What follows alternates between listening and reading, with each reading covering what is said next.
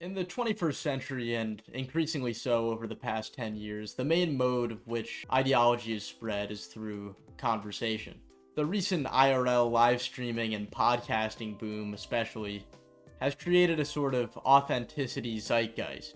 More than anything, audiences today want to see something that is raw and unfiltered, possessing an element of uncontrolled spontaneity. From unscripted conversations featuring plausibly normal, everyday people to ventures into the public world where anything can happen. In reality, though, this brand of content is often anything but authentic. Streamers pre-plan confrontations and funny moments for clips. Podcast interviews are coordinated and outlined beforehand, and the presence of a live camera itself creates an atmosphere which unavoidably lends itself to posturing and disingenuousness. The people you see on screen in podcasts, live interviews, social media, and videos like this one all have an agenda. Whether it's increasing awareness of their brand for views and product sales, or to influence how the audience thinks about salient social issues. If you're immersed in the political and comedy scene, you may be aware of comedian Adam Friedland's recent interview with New York U.S. Representative Richie Torres. This episode of The Adam Friedland Show caused quite a stir online, as Friedland took the bold approach of challenging Torres' stance on the Israel-Palestine conflict by engaging him like a human being, not confronting, accusing, or fishing for sound bites, but attempting to earnestly interrogate their differences. Torres responded to this in a way that many considered surprisingly hostile, essentially shutting down and blurting out vague political slogans until he eventually got up and left in frustration. In a media environment which favors the appearance of authenticity, public figures find themselves in a peculiar position. They are incentivized to engage in media formats like podcasts and live streams, which demand that they be earnest in their words and beliefs. Simultaneously, these formats can be deeply punishing. Whether it's the e-celeb or the politician being interviewed, they both run the risk of severely damaging their brand if they say the wrong thing or appear disingenuous. As a result, many public figures enter these media appearances defensive, cagey, and desperate to protect their public image, which ironically puts themselves at even more risk of humiliation and backlash. Whether you agree with Friedland or Torres' political stance is irrelevant to the topic of this video. Rather, the clash between the two can be seen as a microcosm of the dilemma public figures now face, as they attempt to weigh the risks of being vulnerable on camera, struggling to find a balance between performance and protecting their brand, versus being themselves at a risk of criticism and financial consequences. This dangerous dance creates an identity crisis which threatens our ability to engage with each other as human beings on the grand stage.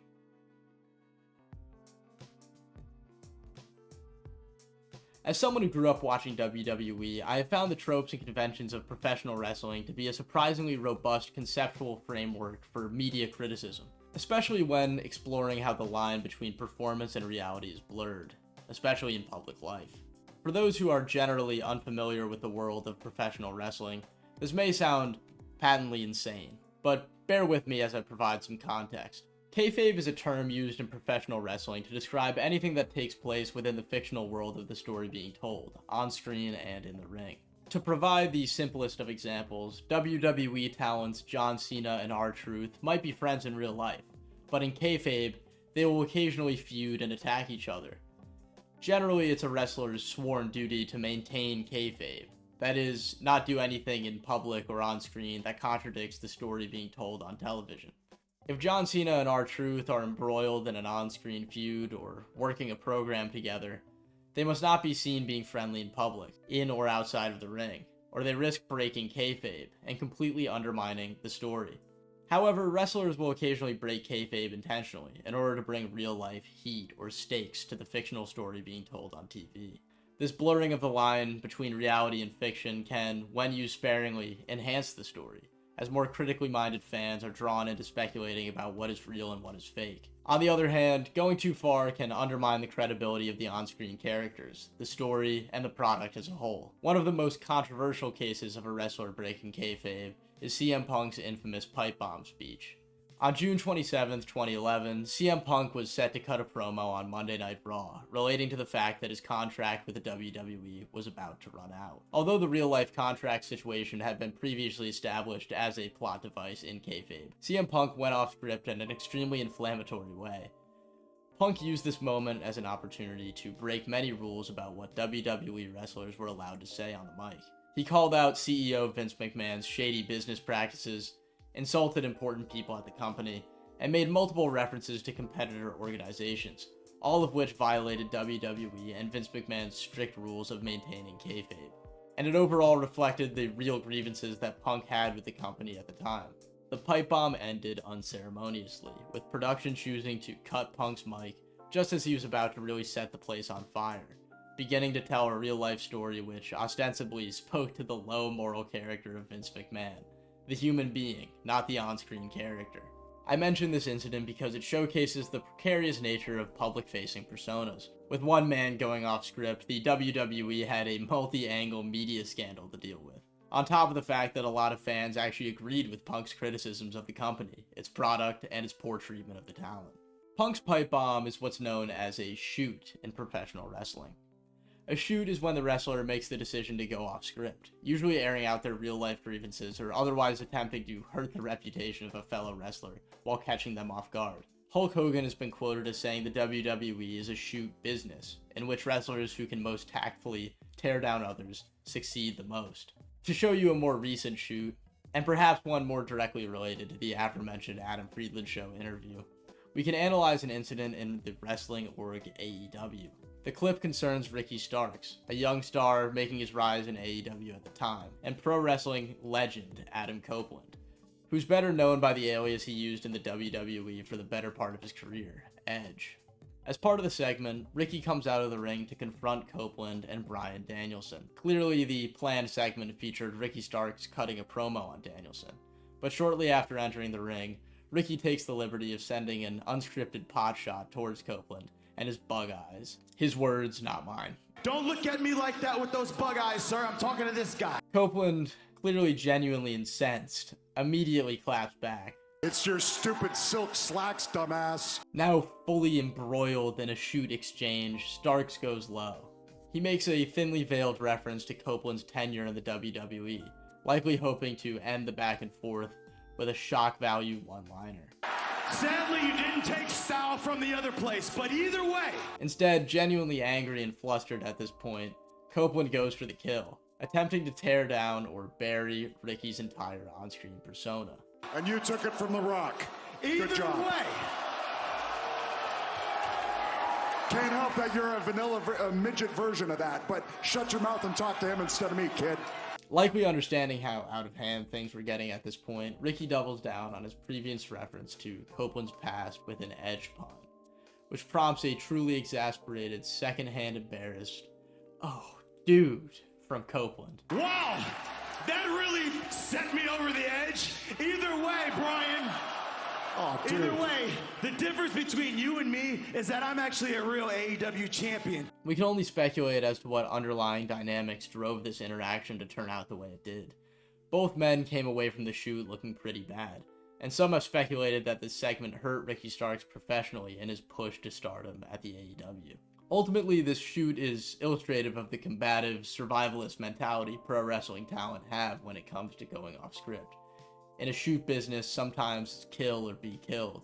Copeland, the seasoned veteran, understood this, and had no qualms about responding to Starks' impromptu snipes with considerably greater malice. In kayfabe, Copeland cannot be seen to get punked by the talented yet young and unproven Ricky Starks. In real life, Copeland likely resented the gall of Starks to attempt to catch him lacking, so to speak, and responded with deadly force, knowing from experience that a shoot is a high-noon gunfight.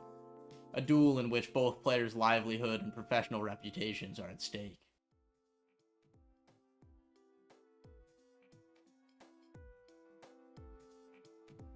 Let's come back to the world of online entertainment. In every podcast interview or collaborative live stream, there exists the potential for a shoot. Celebrities and public figures face the same dangers as WWE or AEW superstars in the Wild West environment. Nevertheless, something like mutually assured destruction, if not genuine goodwill, usually prevents conversations like this from devolving into an all-out shoot.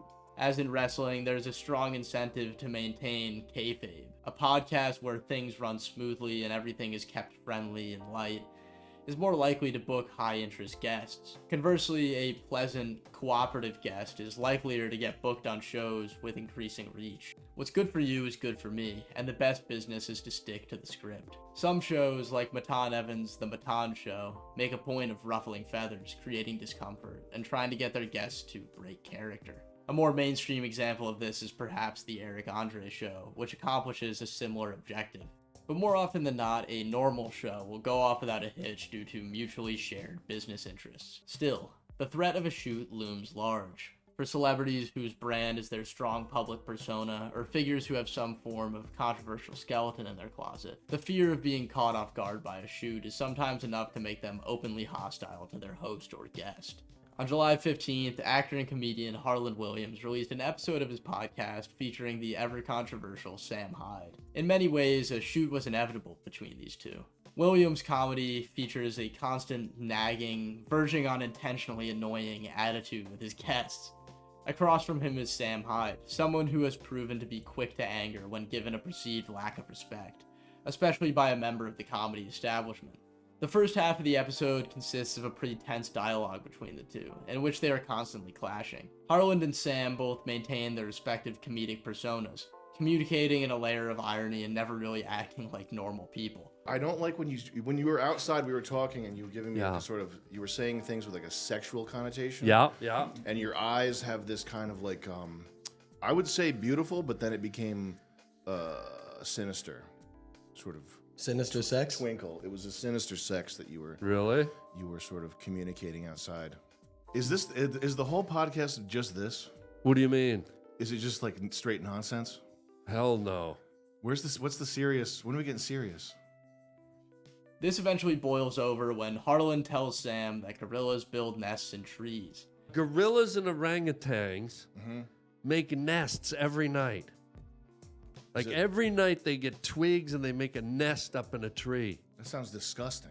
I know. Adding that he would like to see Sam build the gorilla nest for him. Presumably, Sam found this to be the last straw in a podcast full of nonsense and disrespect, because he decides to build a gorilla nest of his own by destroying the podcast set and equipment. But I would love to see you make a gorilla nest. Right here? Doesn't sound easy. Yeah. Amber, bring in the gorilla twigs, please. Gorilla nest? Oh, no. We're going to bring in gorilla twigs. I got you. Here we go.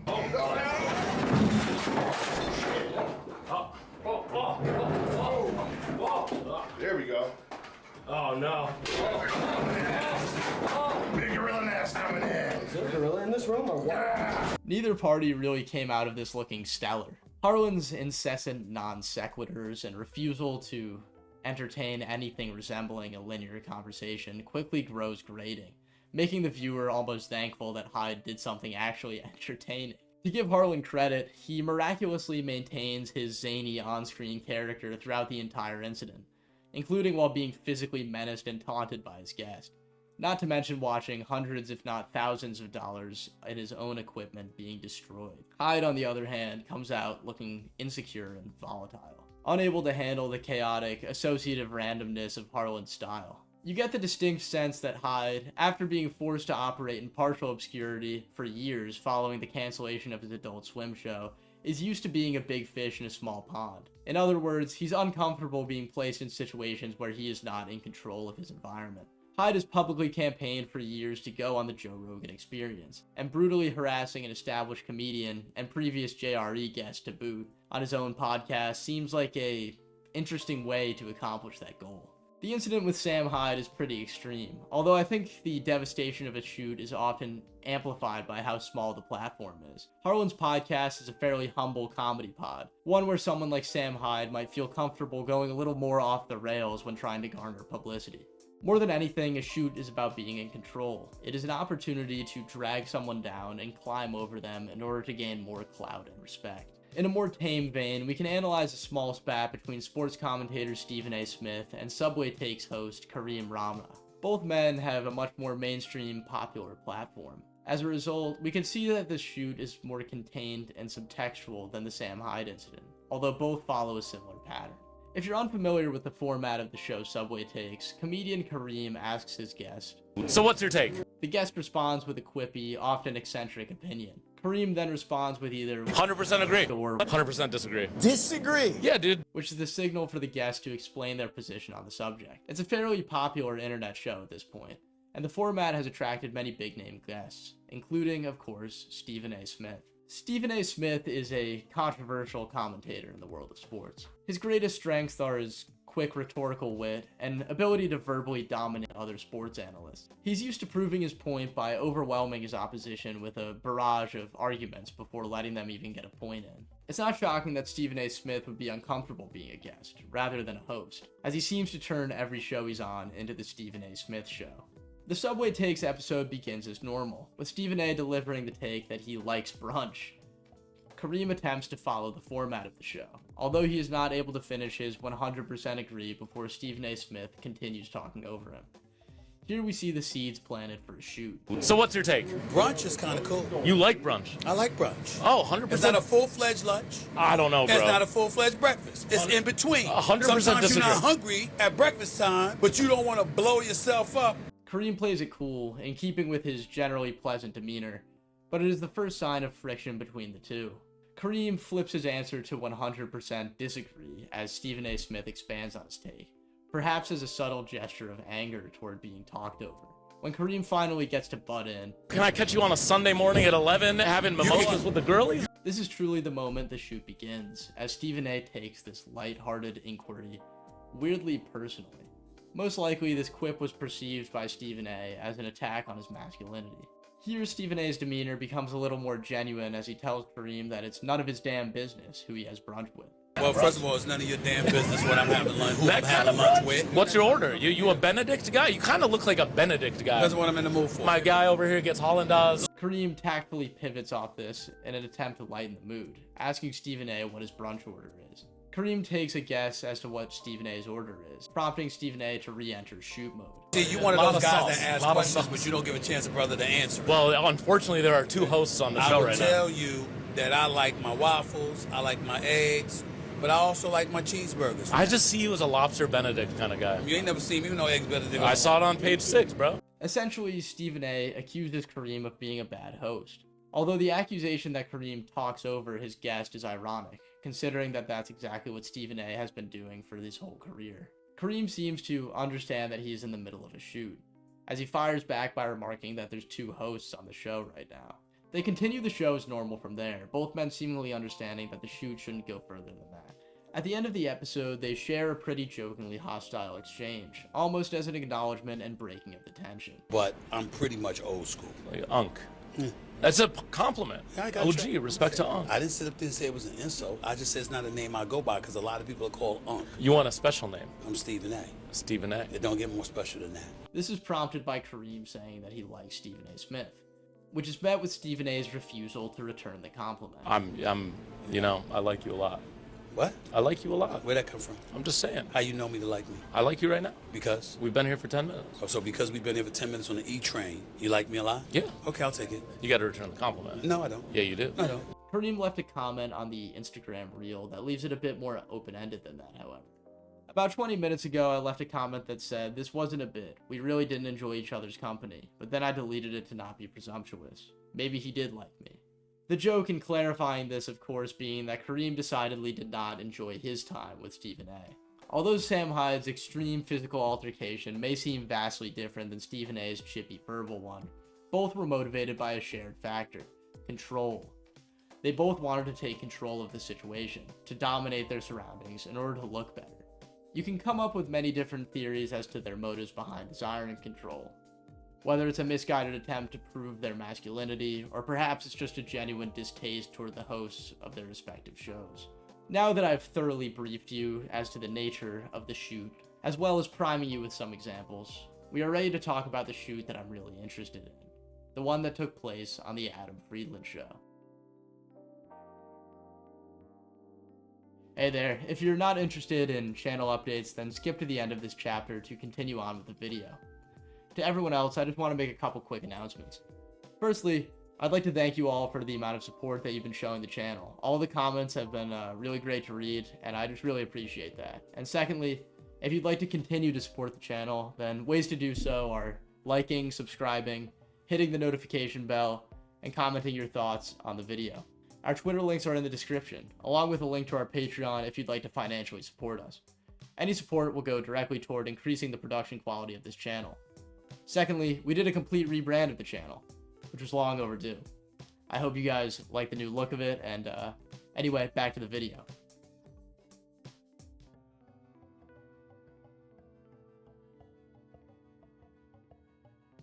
Now that you understand the nature of the shoot business, we can return to the spat between Adam Friedland and NYC U.S. Representative Richie Torres.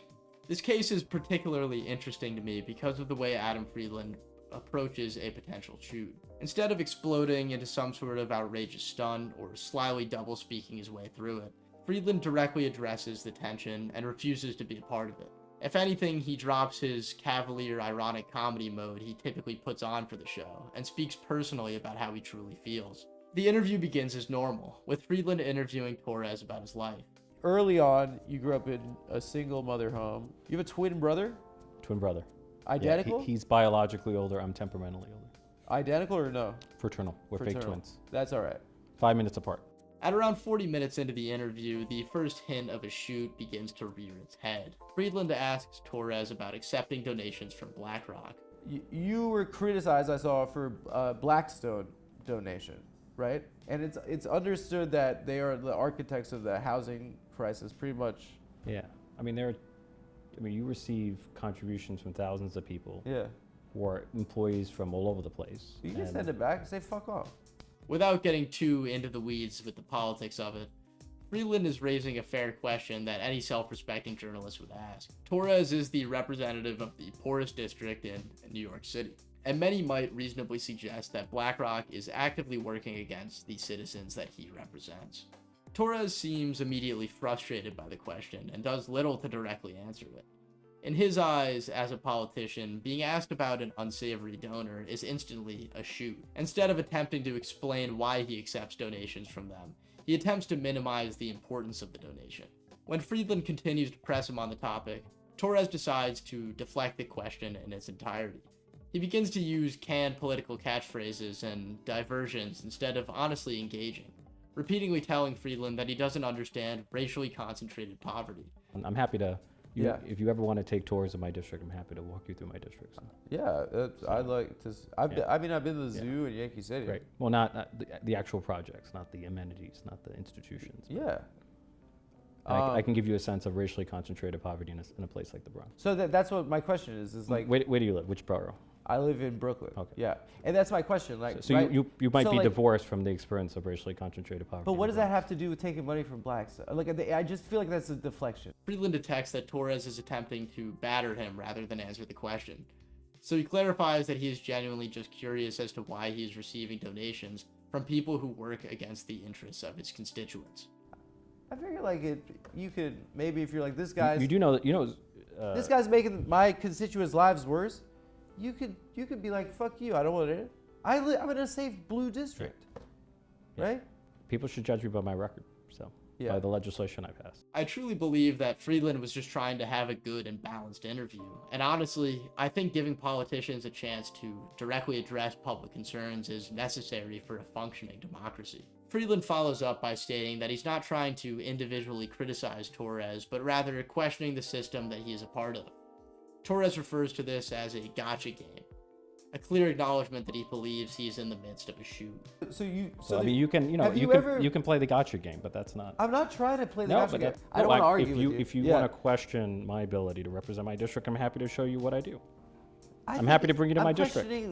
What I'm calling into and introduce you to my constituents. What I'm calling into question is the institution, right? I'm calling into question the system, and you're functioning within a system, right? Friedland then pivots into a discussion about Israel. This is the beginning of when things really start to go south. I think Friedland does a good job coming at this topic from a grounded humanitarian perspective, prefacing the pivot by saying that he is genuinely just trying to hear Torres' perspective since he didn't get to talk to a congressman often. I'm pro-Israel, but those are terms. Well, I think maybe you've been dubbed that. Yes. Okay. Listen, like I'm a Jewish person. Like I have my own opinions on this. You have your own opinions, and this is a really frustrating conversation to see people have on the internet. I don't get an opportunity to talk to someone that's making decisions and supporting these things that are a huge deal to people right now. Sure. Yeah. As soon as the topic is introduced, Torres, already skeptical of Adams' motives, instantly becomes even more agitated. Friedland doubles down on how intrigued he is by the story, once again coming at it from a sympathetic perspective. Not trying to attack, but honestly discuss. I'm telling you as a Jew right now that we are receiving a lot more hate because of what the people with a flag that has a Jewish star on are doing to other people right now. That might and be I'm telling you, as a Jewish person, how painful it is for us to say, and it hurts my stomach to say this, so you're going to say, I disagree, that this is a genocide. Torres randomly jabs at Friedland by saying that he's not letting him talk, then backpedals saying it's a joke. Friedland really intuitively understands the nature of the media game, and attempts to mitigate Torres' hostility by being honest when he says, I'm not trying to play the No, gotcha but game. that's I not- think you're used to like Anderson Cooper 360, and I'm from Come No, Town I'm not. Podcast. I'm not. Although I could continue to go through the play-by-play, the conversation essentially continues to devolve from there. Torres repeatedly puts on the political mask, only addressing Friedland through frustrated insults and the old reliable, you just don't get it. These tactics don't really work because Friedland has stayed in Israel and has family there, meaning that he has a personal stake in what he believes to be injustice perpetrated against the Palestinians. He repeatedly pleads with Torres to just be a human about it and actually have an open discussion about his beliefs, instead of shutting down the conversation. You gotta listen, man. You gotta be like a human being about this. I think that my conscience is clear, especially as someone that's lived there and seen it and loved people that live there, and this sucks. It ends with Torres walking off from the interview, clearly rattled by the horrifying prospect of having to earnestly discuss the sources of his political funding and the policies he supports. I could say a million things about the nature of the political issues that they discuss, but I'll leave that for you to all individually decide. Rather, I'd like to point out the sad truth that this reveals. The media forms perceptions of many people's reality. News, podcasts, live streams, these things are the foundations of the average American's beliefs. To see that it is essentially impossible to have an honest conversation about anything potentially sensitive with the camera rolling is pretty disheartening. What's even more disheartening is Torres' response. He does not feel any obligation to explain himself to voters and American citizens, the people whom he works for, as a public servant. The war is a tragedy, but 90% of them have been. But 90% of them have been civilians. They've killed journalists. Nevertheless, the positive reception of Adams' performance in the interview illustrates that this is not lost on the general public. Although smooth-talking, deflective politicians like Torres can use the one-sided and corrupt nature of the legacy media to avoid answering uncomfortable questions, popular online media formats increasingly leave them nowhere to hide. And while even these forms of content are open to their own problems and methods of deception, Adams' vulnerability and unwavering commitment to his principles, in the face of a politician's own take on a pro wrestling promo, reveals that sometimes in the shoot business, the best thing you can do is just stay true to yourself. I've been the Ivory Door. Thank you for watching.